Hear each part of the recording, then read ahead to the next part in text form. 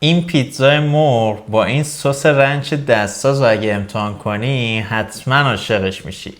امروز قراره یه پیتزای مرغ حرفه‌ای درست کنیم.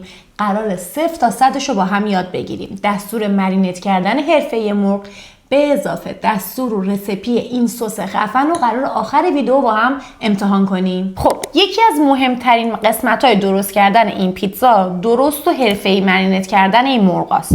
یادتون نره که اندازه مرغاتون باید همینقدر نازک و رشته‌ای باشه. یه دونه نازک و رشته‌ای ترش رو برمی‌داشتی. آره همین. تا تو داری اونو مرینیت میکنی منم پیاز رو نواری خورد میکنم. نکته ای که برای خورد کردن پیاز وجود داره، اگه چشاتون مثل من حساسه سعی کنید که 10 دقیقه رو قبل بذاریدش تو فریزر. میگن که جواب میده. حالا ما امتحان کردیم ببینیم چی میشه. من قبل از شروع مرینت کردن نیست بهتون بگم قراره پیتزا درست کنیم نه زرش پلو. پس زدن زعفرون به این مرغا کاملا ممنوعه. با نمک شروع کنید، قشنگ بهش نمک بزنید. یکم سس خردل. سس خردل من مدل کلاسیکه، یعنی خیلی تند نیست، یه طعم خوب بالانس شده میده به مرغا. یه قاشق انقدی کافیه. اول همینجوری مواد رو بریزین، آخر سر همه رو با هم دیگه میکس میکنیم. رب انار. شاید تعجب کنید ولی به من اطمینان کنید. به من اطمینان کنید به خاطر اینکه فوق‌العاده میکنه طعم مرغ و پیتزاتونو. قشنگ رب انار بزنید بهش. اصلا مرینت اصلیتونه. یکم پودر سیر میخواین. پودر سیر خیلی نزنید چون توی ادامه از پودر سیر زیاد استفاده میکنیم توی این پیتزا. شاید باورتون نشه ولی احساس میکنم جواب داد. چشات نمیسوزه؟ همین که گفتم سوخت. یکم پول بیبر و فلفل قرمز. من یه ذره سویا سس بهش میزنم چون که طعم دودی بهش میده. شما اگه سویا سس دوست ندارید یا در دسترستون نیست میتونید یکم پودر دودی بهش بزنید یا اصلا حذفش کنید. چقدر فریزی تو. یه دقیقه پاز بدن چشم داره میسوزه. خواهم پیازا رو بریس دادم ولی چشم سوخت. دفعه بعد سعی می‌کنم یه چیز دیگه رو امتحان کنیم. یکم هم فلفل سیاه. در نهایت روغن زیتون بهش بزنید تا تمام این مزه‌ها رو توی خورد مرغ نگه داره. کافیه. بعدم همش میذاریم یه ربع نیم ساعت استراحت کنه. ولی یادتون نره این مرینت کردن مرغ یه مرحله اضافه تر داره که اونو موقع تفت دادن و روی گاز بهتون میگن. این پیتزا مواد اولیه خیلی ساده ای داره اما پر از طعم و رنگه. بریم برای تفت دادن مرغ و پیاز.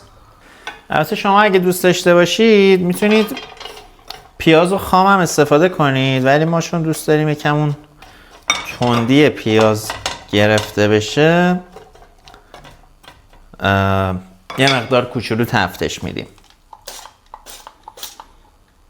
داستان اولین پیتزایی که به ایران وارد شدن برمیگرده به سال 1340 که توی خیابون نوفلوشته تهران آقا داوود اولین بار پیتزا رو وارد ایران میکنه. خودش هم اولین بار توی کافه خیلی کوچولو توی تهران توی آلمان تست کرده بود این پیتزا رو و این ایده به سرش میزنه که بیاره تو تهران و خب اون اوایلن بیشتر پاتوق اصطلاحاً آدمای فرنگ رفته اون موقع بوده این رستوران آقا داوود که دوست داشتن که انواع غذاهای مختلف و جدید رو امتحان بکنن. نکته جالبش اینه که همچنان هم آقا داوود داره پیتزا رو یه جورایی به همون سبک قدیم خودش، یعنی به همون سبک روزای اول سرو میکنه و درست میکنه. حالا پیشنهادم اینه که حتما اگه تهران هستین یا گذرتون میخوره برید و امتحان بکنید اولین پیتزایی که وارد ایران شده رو. تو این مرحله مرغا رو هم اضافه کنیم.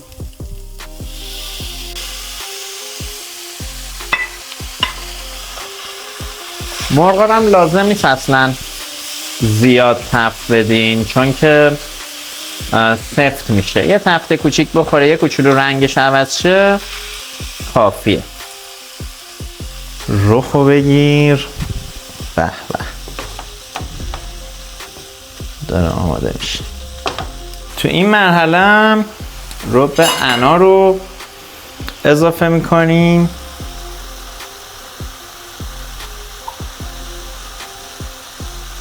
دو قاشق کافیه، دو قاشق غذاخوری سرپر و کنجد.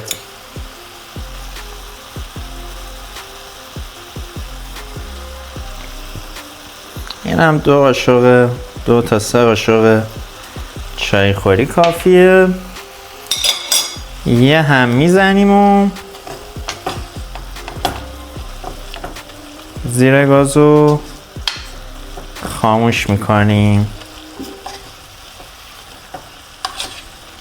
این هم رخ کار میریزیم که خنک شه تو ظرف. این پیتزا فقط یه مرحله دیگه داره تا تکمیل شه، اما قبل اینکه بریم سراغ اون مرحله لطفا این ویدیو رو لایک کنید. خب مثل همیشه رسیدیم به بخش جذاب چیدن مواد. خمیر خفنمونم که رسیپیش توی چنلمون هست. برای خمیر این نکته سوراخ کردن خمیر رو اصلا یادتون نره.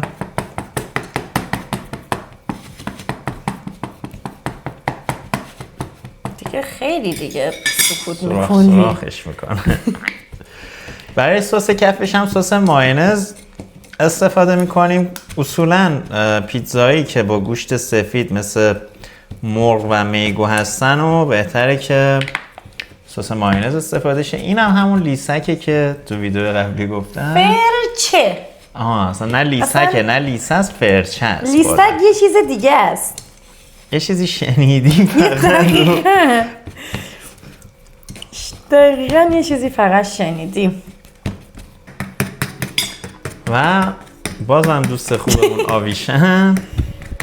وقتی که ادویه، حالا نمک، حتی اگر پنیرتون کم نمکه، آویشن به نونتون اضافه میکنید قبل از چیدن مواد، واقعا شاید به ظاهر چیز ساده‌ای بیاد ولی خیلی تاثیر داره تمام این چیزای کوچیک توی طعم پیتزاتون.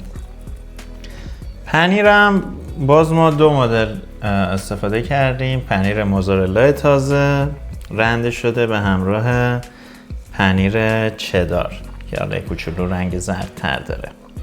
تو چه پیتزای مورد علاقت سینا؟ چه پیتزایی رو بیشتر از همه دوست داری؟ من که همه پیتزا رو واقعا دوست دارم، واقعا پیتزا باشه فقط رو چشم ما جا دارن، ولی مورد علاقه ترینم پیتزای خام استیک.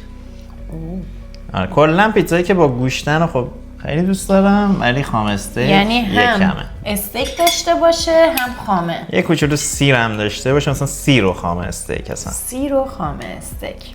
آره. شما چی؟ من دقیقا خیلی پیتزاهایی که گوشتی باشه رو خیلی دوست دارم، ولی کلا چیزی که من خیلی دوست دارم امتحان کردن پیتزاهای جدیده.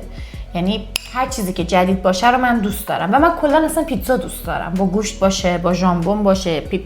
مودیم رو پیتزا. یه زمانی پیتزا گوشت دوست دارم، یه زمانی پیتزا مرغ دوست دارم. بستگی به مودم داره دیگه. شما چه پیتزایی رو بیشتر از همه دوست دارید؟ برامون کامنت کنید. آره حتما میتونیم تو ویدیوهای بعدی از پیتزای مورد علاقه شما استفاده کنیم و درستشون کنیم براتون. میبینید یکم اون سس روبنا رو کنجده که ته این مرغا مونده رو آخر سر این شکلی روش میریزین، یه طعم خیلی باحالی میده. شاید فکر کنید که خب مثلا این مگه آب نمیندازه؟ باید بگم که نه، اصلا فقط میره تو خوردش و یکم مرغ تو بیشتر شد. آخه ناراحتی؟ که خود اول مرغ برداشتی، حالا تو پیتزای منو شما تست کن. روی این مرغا رو یکم پنیر پیتزا میریزیم و اگه گفتید چی این پیتزا رو تکمیل میکنه؟ من بگم؟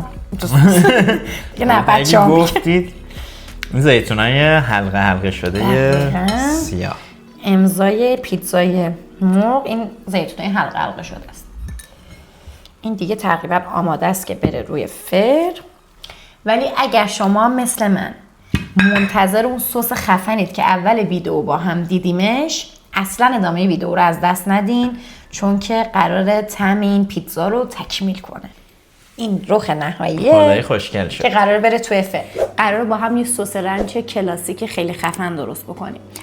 برای درست کردن این سس نیاز دارید به 150 گرم خامه ترش، حالا یه سری از خامه ترش‌ها یکم غلیظ‌تره، یه سری رقیق‌تره. خیلی کم شیر، شاید در حد 2-3 قاشق غذاخوری شیر، برای اینکه یکم سس رقیق‌تر شه. یکم نمک نیاز دارید.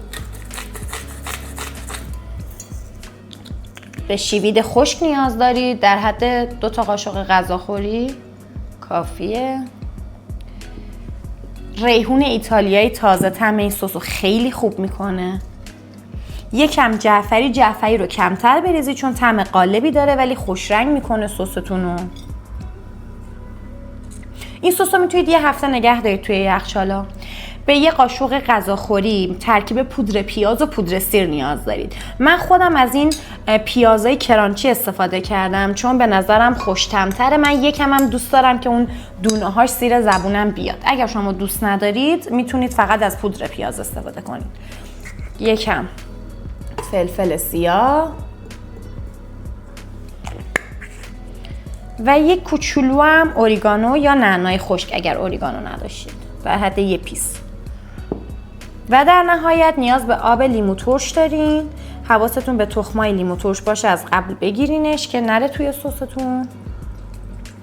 این آب لیموه به سستون یکم طعم اسیدی بامزه میده. در نهایت هم همه این مواد رو با هم میکس میکنید و تمام. ببینید غلظت سستون باید به این درجه برسه. اگر دیدید شلتره بهش خامه اضافه کنید، اگر دیدید سفتره خوب نمیاد پایین باید بهش دوباره شیراب اضافه کنید. من یکم هم تستش کنم. محشر شده.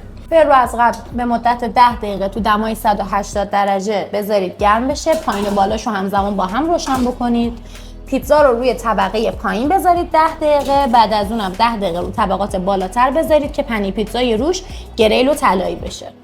چی شده این پیتزا؟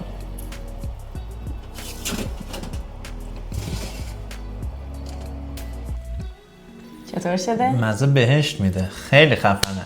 واقعا حتما امتحانش کنید. نوش جون.